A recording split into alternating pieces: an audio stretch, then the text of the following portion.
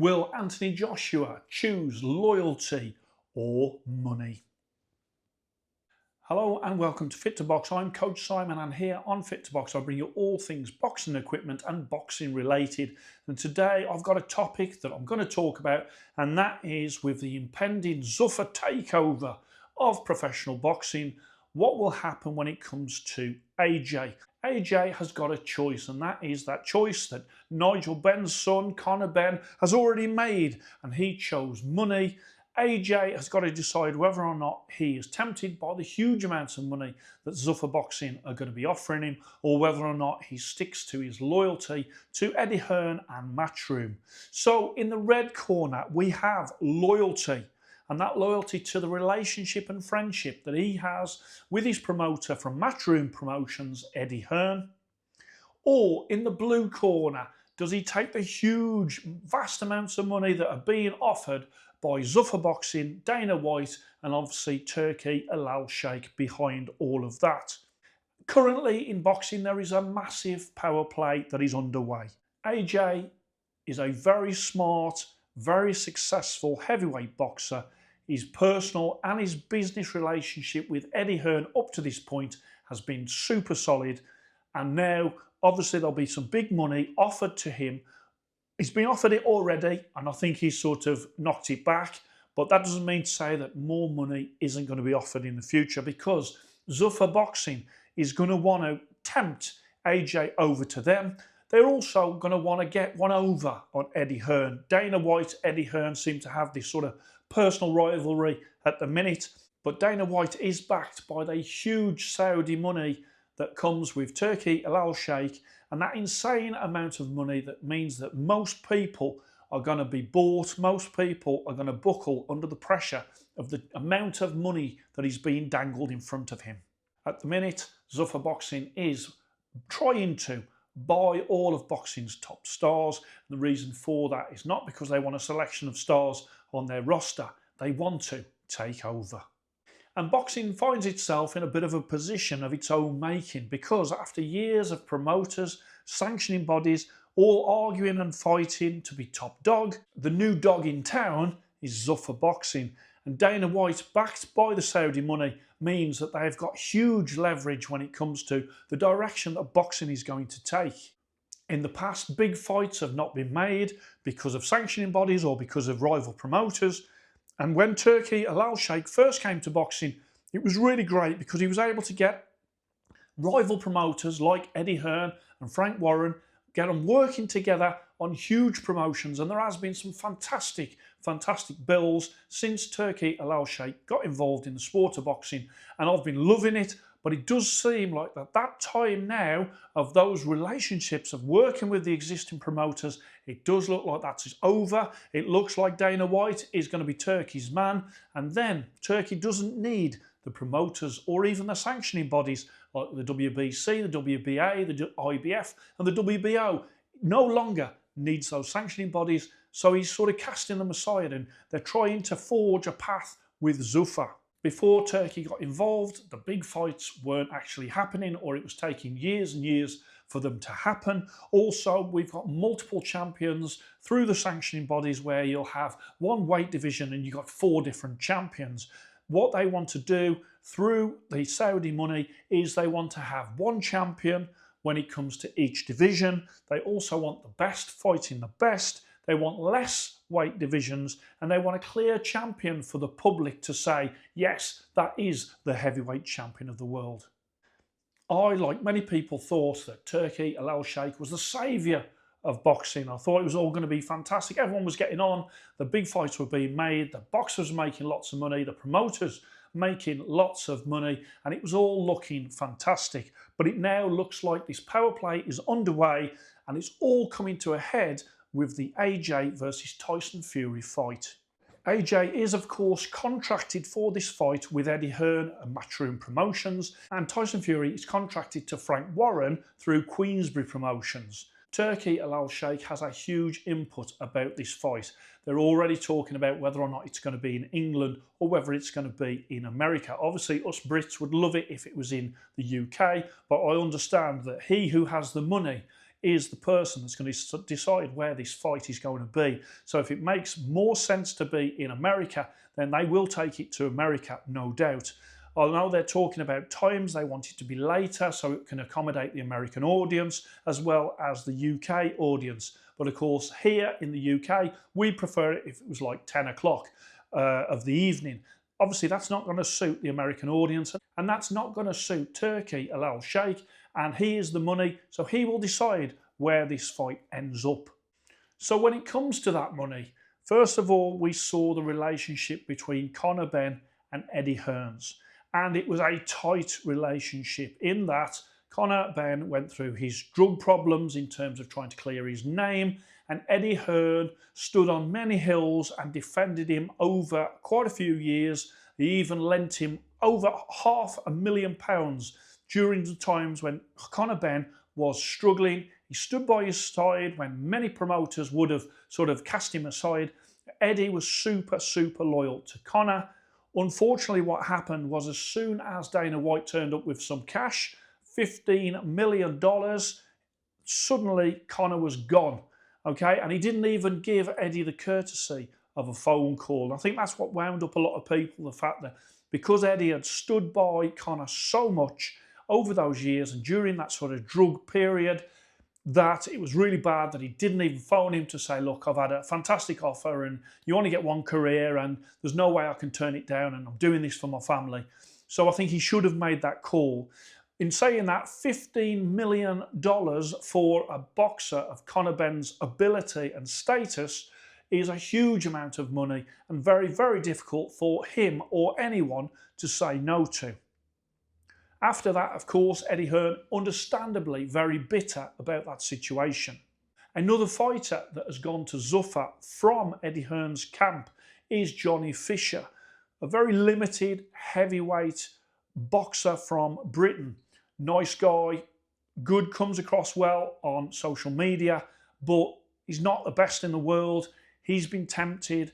He said that Zuffa Boxing had offered him 6 or 7 times what Eddie Hearn could offer him.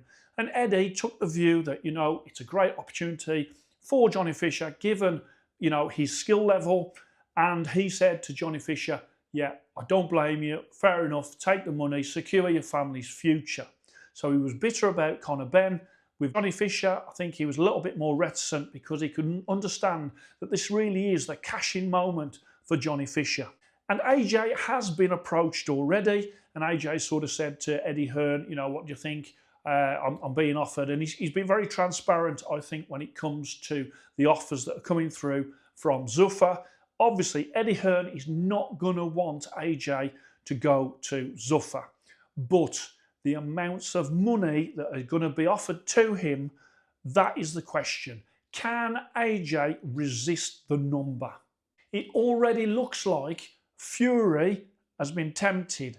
Okay, so he was at a recent UFC event where Dana White was there. Fury actually stated that there's 100% potential that he will be signed by Zuffa. When the fight is between Fury and AJ, nothing to do really with Dana White. It looks like Fury's accepted some money. Frank Warren's not going to be happy. Obviously, they're approaching AJ as well. Eddie Hearn's not going to be happy if he gets tempted across. I did see an interview recently where Eddie Hearn basically said, look, it's nothing to do with Dana White, this fight.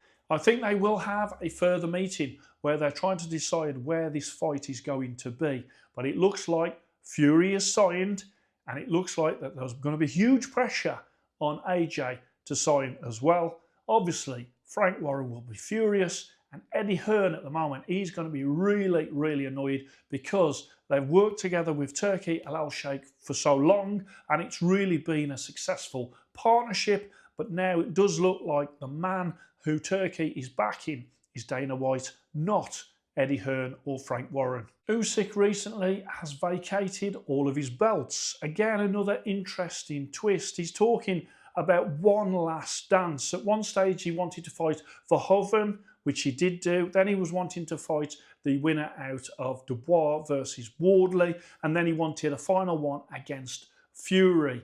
He's now talking about one last dance, and I would suggest that that last dance now would be against Fury. So Usyk has been signed by Zuffa. Fury signed by Zuffa. You can see the immense pressure that they're putting on the whole boxing scene with the huge amounts of money that they're able to offer these boxers. So Zuffa Boxing are trying to create a monopoly. What they want is a closed league of 200. They're starting off with 200 boxers, and they want it to be a closed league where basically they are going to have all the stars in there, and then they can take over boxing. They're going to buy, they're going to pay big money to get there. Then obviously the competition, that'll all get closed down, and then they will profit going forward from the fact that they have the whole game. They do have a problem though, and that is when it comes to monopolies. The Muhammad Ali Reform Act was there to stop promoters sort of robbing boxers. There was a conflict of interest in there, and stopping the exploitation of boxers. Now, the Muhammad Ali Revival Act has been designed by TKO and Zuffa. So there is some good stuff in there, but mainly what it does is it helps Zuffa get rid of the competition, and it also gets rid of the protections that the Muhammad Ali Reform Act gave for the boxers. And if they follow what they've done with the UFC, then they literally want to have the boxers going forward will be paid less. So this initial period of paying the boxers huge amounts of money for the stars, that's just to buy into the boxing, to get them onto the table. Once they actually have got boxing, what they're going to do is the boxers will have a worse deal in terms of what they're earning.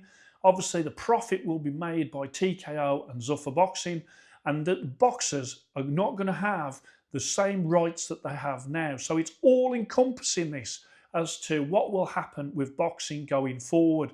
I will do a video going forward on sort of that as well, because you know, when it comes to it, it's a real problem for boxing where it's going, because yeah, it's been poorly run in the past and very fragmented, but do we need one company that is going to have a monopoly that has been prevented up until this point by the Muhammad Ali Reform Act? Now, if they manage to get through the Muhammad Ali Revival Act, what will happen is that will allow TKO and Zuffa to do what they want. They've also got backing in high places, of course, with the White House hosting a recent UFC event in the back garden of the White House. So is Trump in the pocket? If he is, then that bill, they're going to push that through. If they push that through, what will happen is then Zuffa can start to really take over when it comes to their plans. Without that, they're going to struggle, because that is what that act does. It protects the boxers from the being a monopoly. If you think back to the Don King days where he used to try and buy all the top heavyweights, once he's got them all there, it's very unfair when it comes to competition. And really, that act shouldn't go through.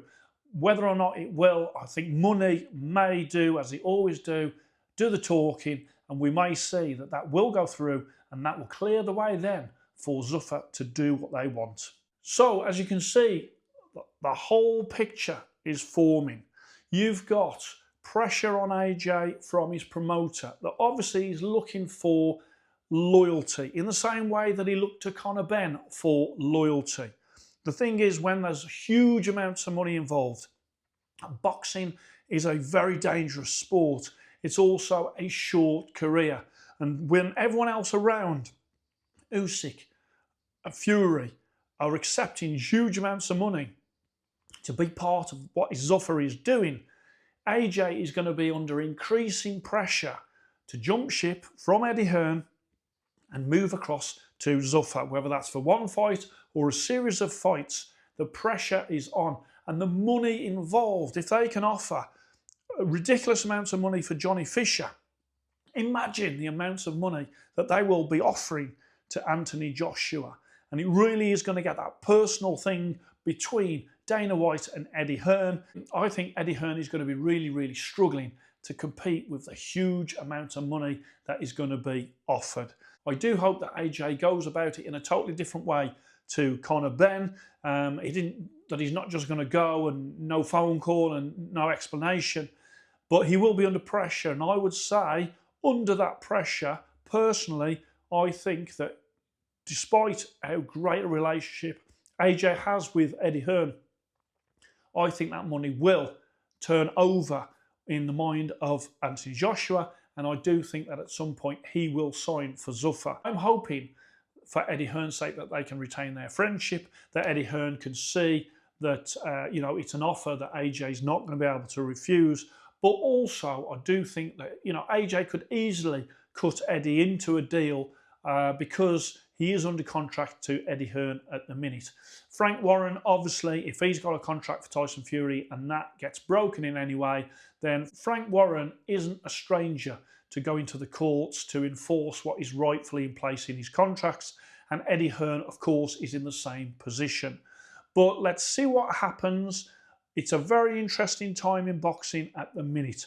We have had a golden period where everyone was playing together. This next period is basically the takeover. They're not going to be playing together. It's going to get ugly. You can tell that. But let me tell you this, if I know Eddie Hearn and Frank Warren from over the years that I have seen on the boxing scene, neither of those guys are going to roll over for Dana White. Dana White at the minute is in the powerful position because the money is there. Once they've got that all in place, if they can get through the Muhammad Ali Revival Act, that really does open it up for Zuffa to take boxing in the direction that they want it to go in. And that's not necessarily the direction that we as boxing fans want boxing to go in. I hope you've enjoyed that. Please like and subscribe to Fit to Box, and I shall speak to you soon.